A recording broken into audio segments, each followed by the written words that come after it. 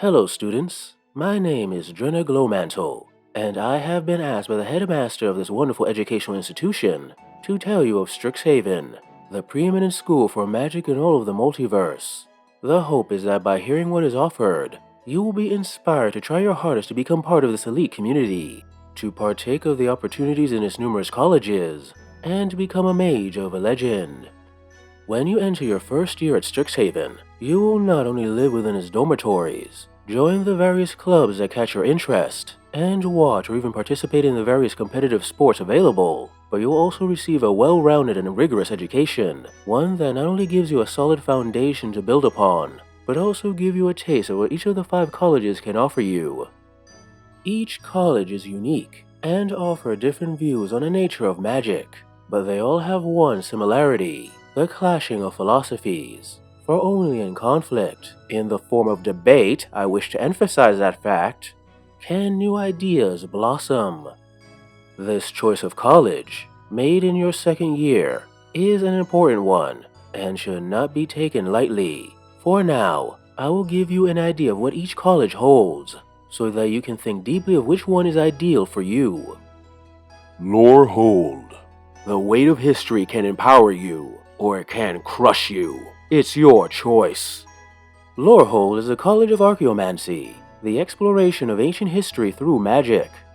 Over the course of your time in this college, you will study all aspects of the cultural, behavioral, and sociological relationships that shape history, with a specific focus on military, social, and cultural history, archaeology, anthropology, psychology, sociology, religion, and economics. Knowledge that will allow students to effectively pore over archaeological sites, uncover ancient spells from old tomes, and summon the spirits of long-dead historical figures.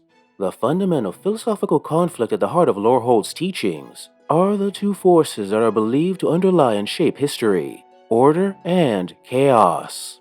Order emphasizes the structures that pull people together: law, religion, economics, education, social class, and so on, and how these structures drive historical events, focusing on systemic changes and the actions of people collectively. In essence, order looks for deep patterns that appear in history, proof that there is a structure or framework that all civilizations inevitably follow.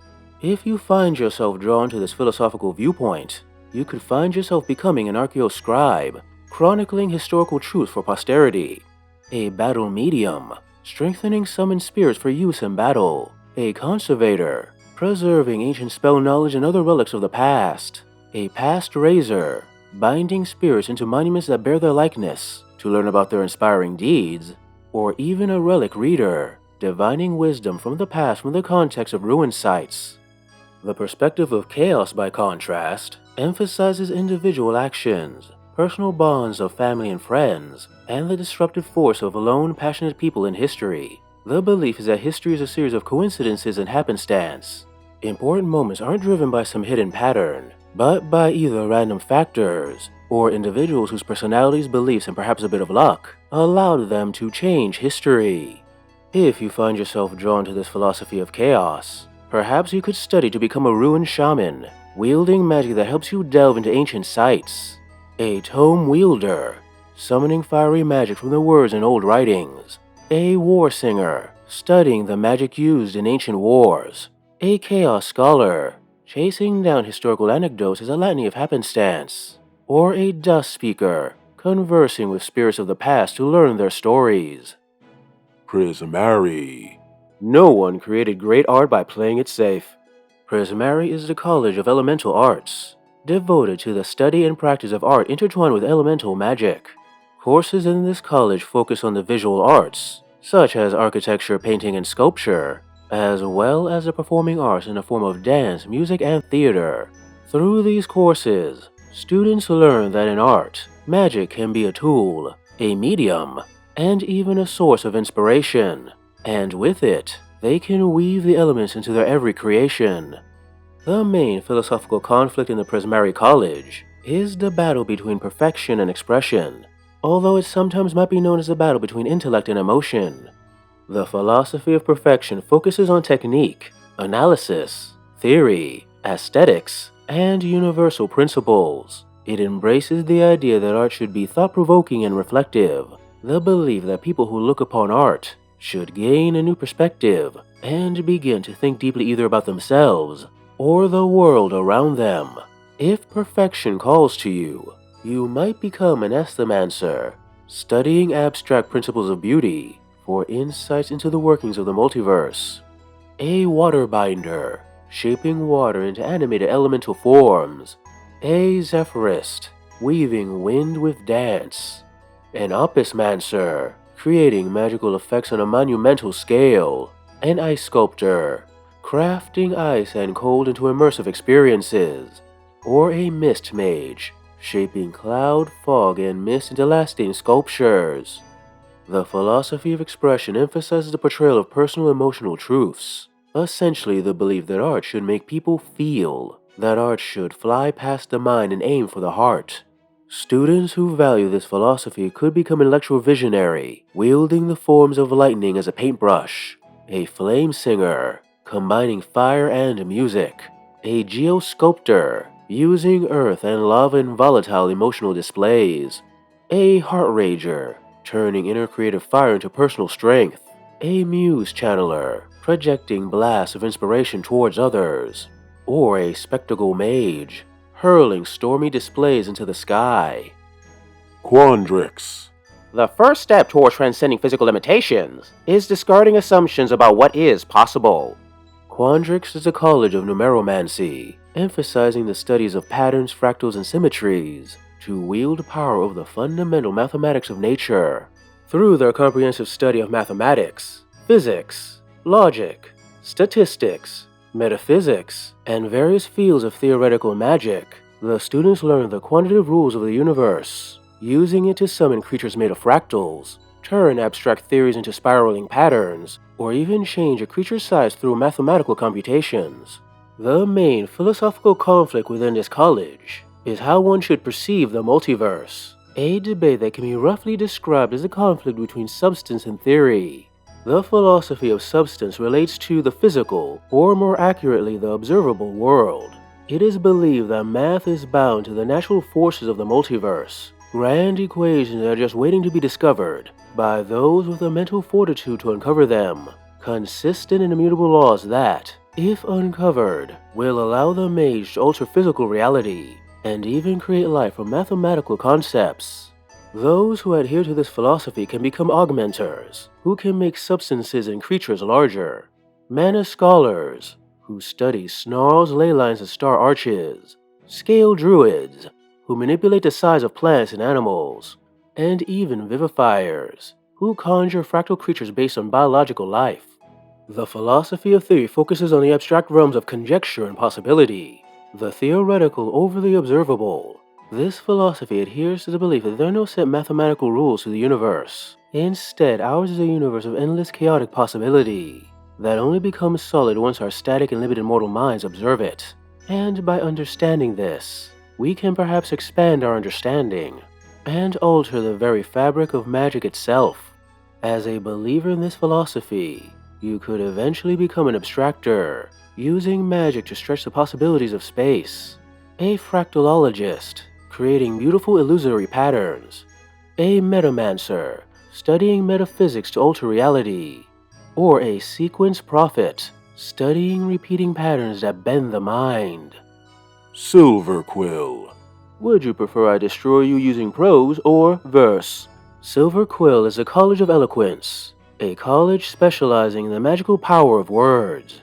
Through the extensive study of literature, linguistics, oratory, rhetoric, and dramatic performance, the students of this college learn how words can alter people, cultures, and even reality. And with it, they can learn to create spells from the magical manifestations of the written and spoken word. The underlying philosophies of this college relate to the purpose of communication, philosophies that take the form of radiance and shadow.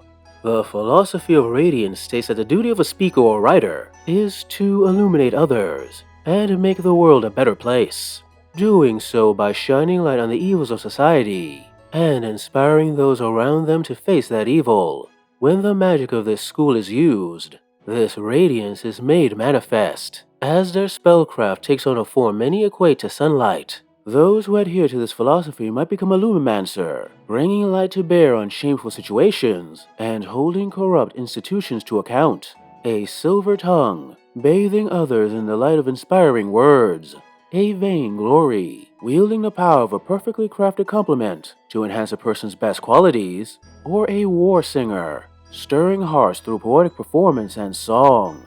The philosophy of Shadow believes the power of language is best used for the self, to further a personal agenda and advance one's goals. With it, one can expose stinging truths and obfuscate secrets that, although might be harmful to others, would benefit themselves. Such spellcraft, when used, tend to manifest as bolts or blades of darkness, or even blotches of flowing ink.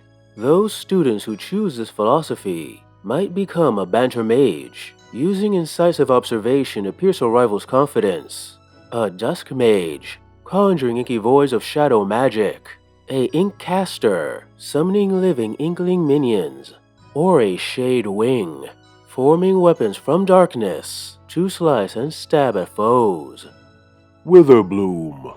Your own frailty is your own undoing. I am merely the one to expose it. Witherbloom is the College of Essence Studies, essentially the magic of life and death. By combining the life sciences, such as biology, ecology, and botany, with the manipulation of the magical energies of the positive and negative planes, students are able to craft spells from natural components and the essence of living creatures to aid or harm the living. The main philosophical debate in this college is the concepts of growth and decay, although in Witherbloom, it is commonly referred to as root and vein. The philosophy of growth or root focuses on life and its miraculous ability to thrive, its adherents celebrating the diversity, adaptability, and survivability of all life forms, from the tiniest cell to the most complex networks of living things. Its proponents believing that life's ability to survive and reproduce is the most essential principle in the cosmos, a belief which makes its students tend to favor the use of positive energy spells and healing magic. Those students who adhere to this philosophy might become a boon witch, brewing drafts to empower the living, a bow caller, summoning creatures from bogs to aid them, an earth croucher, connecting directly with the land to power nature magic, or a leaf binder, using medicinal herbs to soothe wounds. The philosophy of decay, often called the philosophy of vein due to the high number of vampires within this particular school, celebrates the inevitability of death and decay. To its adherents, life energy is a resource to be consumed, rather than a good to be nourished for its own sake, a philosophy they embrace through their use of negative energy and necromancy. Its adherents might become Banelocks, who use concoctions formed from noxious ingredients for withering magic, bleed doctors, who drain the essence of living creatures to fuel what some would call sinister spells, dreadbones, who infuse dead tissue with magic to create undead servants, or a pest catcher, harvesting life energy from the pests of the bayou. Students, I hope my brief description of the colleges of Strixhaven have given you a good idea of what is awaiting you if you choose to apply. I will not lie, if you are accepted, it will be a difficult road, but by its end, you will be well on your way to becoming one of the greatest mages in the multiverse. Hey guys, I hope you enjoyed this video on the colleges of Strixhaven, the premier colleges of magic in all of the Magic the Gathering multiverse, and perhaps in your D&D campaign if you use it for that. If you like this video, please like, subscribe, comment, press that little bell so you know whenever I post, that the YouTube gods know I exist, and hopefully more people might be able to see my content. If you really like it and you're inclined, and if you have the cash, please consider also sending a little money one way to my Patreon and my Ko-fi account. The extra money gives me a chance to work on these stories that I love. Anyway, thanks for listening / watching, and see you next time.